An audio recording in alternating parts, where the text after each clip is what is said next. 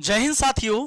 आज के यह वीडियो उनके लिए है जिनके बच्चे 10th क्लास में, 11th क्लास में या 12th क्लास में पढ़ते हैं।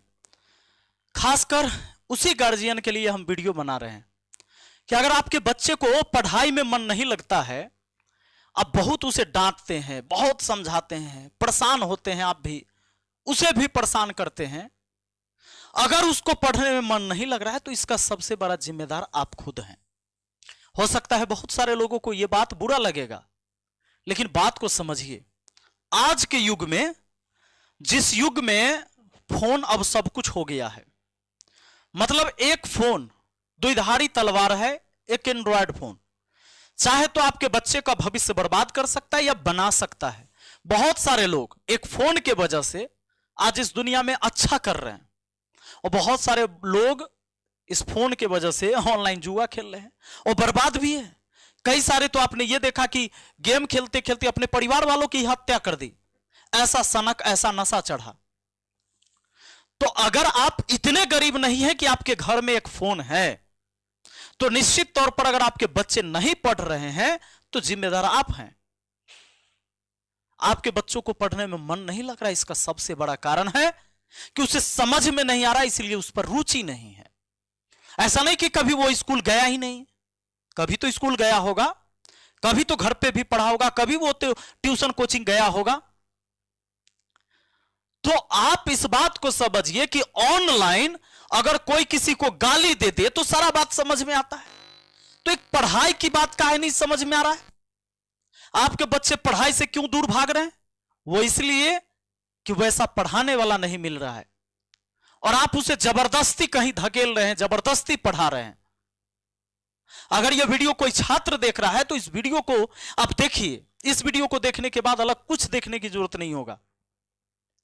आप सिंपल सा बात बताइए मुझे, आप समझते हैं कि 10th क्लास अगर किसी ने अच्छा से पढ़ लिया और 11th, हम 3 साल की ही बात करेंगे, और 12th, यह ऐसा है कि आपके जीवन को बना देगा। यहीं से जीवन बनता है किसी का। 10th पूरे आपके जीवन का एक बेस है। इसी बेस के आधार पर सब कुछ है आगे। 10th क्लास में जितने चैप्टर पढ़ने हैं, जो टॉपिक पढ़ने हैं, वो कम नहीं है। 14 साल से मैं पढ़ा रहा हूं। मैं सिंपल बात बता रहा हूं, अगर फोन का सही इस्तेमाल, एंड्रॉयड फोन का सही इस्तेमाल नहीं होता मेरे जीवन में, मैं आपके सामने नहीं होता और आप मेरी बात को नहीं सुनते हुए होते। तो अगर एक एंड्रॉयड फोन है तो सब कुछ बदल सकते हैं आप। पहले एक पढ़ाई था, जब हम कोचिंग जाते थे उस समय, 2007 की बात बता रहे हैं आपको, आज से 18 साल पहले। तो उस समय भी 400-500 रुपया कोचिंग का फी हुआ करता था महीने का, और वो जिस कोचिंग में आपने एडमिशन लिया उसी में पढ़ना है, कोई विकल्प नहीं है। टीचर अच्छा पढ़ा रहा है, खराब पढ़ा रहा है, चाहे आपके छोटे शहर में, गांव से जो सटा है 2-3 को कोचिंग होगा। आज आप अपने एक फोन के माध्यम से भारत के किसी भी शिक्षक से आप पढ़ सकते हैं। नहीं, अलग अलग कोचिंग ज्वाइन कर सकते हैं। कई जगह तो फी भी नहीं, यूट्यूब पर कोई पढ़े तो फी भी नहीं लग रहा है। तो इतने सारे विकल्प होने के बाद अगर स्टूडेंट नहीं पढ़ पा रहा है तो जिम्मेदार कौन? 10th का जो सब्जेक्ट है, 10th का जो सिलेबस है, और 11th 12th, आप बताइए, अगर आपके बच्चा को शिक्षक बनना है, 12th के बाद डीएलएड होता है। आपको डिफेंस लाइन में जाना है, 12th के बाद जा सकते हैं। मैट्रिक के बाद क्या आईटीआई के क्षेत्र में जाना है, पैरामेडिकल के क्षेत्र में जाना है, पॉलिटेक्निक के क्षेत्र में जाना है, या 12th के बाद किधर आपको जाना है? तो अगर आपने 12th किया तो मेडिकल के सारे फील्ड लगभग खुले हुए हैं, इंजीनियरिंग के सारे फील्ड खुले हुए हैं। प्रतियोगी परीक्षा जैसे पुलिस का आपको तैयारी करना है, डिफेंस का कोई भी तैयारी करना है, शिक्षक की तैयारी करना है। इसके बाद आप जरा सोच के देखिए, स्नातक तब होते हैं जो स्नातक किया, कम से कम 50% मार्क्स होना चाहिए, तभी वो बीएड भी कर सकता है अगर शिक्षा लाइन में जाना है तो। स्नातक करेगा तो बैंकिंग के क्षेत्र में जाना है। पर सब जगह जाने के बाद ये 10th के लेवल की ही क्वेश्चन समझिए लगभग आता है। आइए हम आपको एक एग्जाम्पल के माध्यम से समझाते हैं। यह विषय सूची है एनसीईआरटी का, बिहार बोर्ड का। क्लियर है? 14 को चैप्टर होता है, यहां पर मैं 4 दिखा रहा हूं। जैसे वास्तविक संख्या के बारे में पढ़ना है, बहुपद के बारे में, 2 चर वाले रैखिक समीकरण, द्विघात समीकरण, है ना। अब ये क्या है क्वेश्चन, ये देखिए। यह बीपीएससी शिक्षक की जो भर्ती लाखों लाख भर्ती हुई, इतना तो आप गार्जियन भी होंगे तो इस बात को जानते होंगे कि क्वेश्चन क्या रहता है। आप अंधेरे में मत रहिए, ये पढ़िए। ये द्विघात समीकरण का ही क्वेश्चन है। अगर रैखिक समीकरण पढ़े तो वही सवाल है। ये पूछा गया, देखिए समीकरण इतना के मूलों का गुणनफल 3 है तो के का मान क्या होगा। ये सब देखिए क्वेश्चन बीपीएससी टीआरई 1 में 1 to 5 2023 में क्वेश्चन पूछा गया। 2023 में, ये 2023 में, 2023 में लीजिए, 2023 में यहां पर आ जाइए। ये देखिए ये सारे क्वेश्चन ये इस चैप्टर से हैं। ये लीजिए ना, द्विघात समीकरण से सवाल है। तो ये द्विघात समीकरण आपको 10th में पढ़ना है कि नहीं पढ़ना है, बताइए तो। अगर कोई बच्चा यहां अच्छा से पढ़ ले तो यहां तो कक्षा 9 से 10 का शिक्षक बन गया वो। लीजिए, यही है कक्षा 9 से 10 के शिक्षक में क्वेश्चन पूछे जाते हैं। लेकिन आप अगर 10th में अच्छा नहीं पढ़ेंगे, 11 12 नहीं पढ़े, फेंका जाइएगा, जिंदगी बर्बाद हो जाएगा। और आप एक इंतजार में रहिएगा, कोई ऐसा व्यक्ति आएगा आपको गरीबी से बाहर निकाल के लाएगा। गरीबों के लिए लड़ने वाला कोई नहीं है। अरे काहे? आप गरीब बने रहना क्यों चाह रहे हैं? आप क्यों चाह रहे हैं कि गरीब हम रहे ताकि गरीबों का कोई मसीहा हो? इस सोच को बदलना होगा। आपको अपने हिस्से की लड़ाई लड़नी होगी। देखिए, शिक्षा बहुत जरूरी है।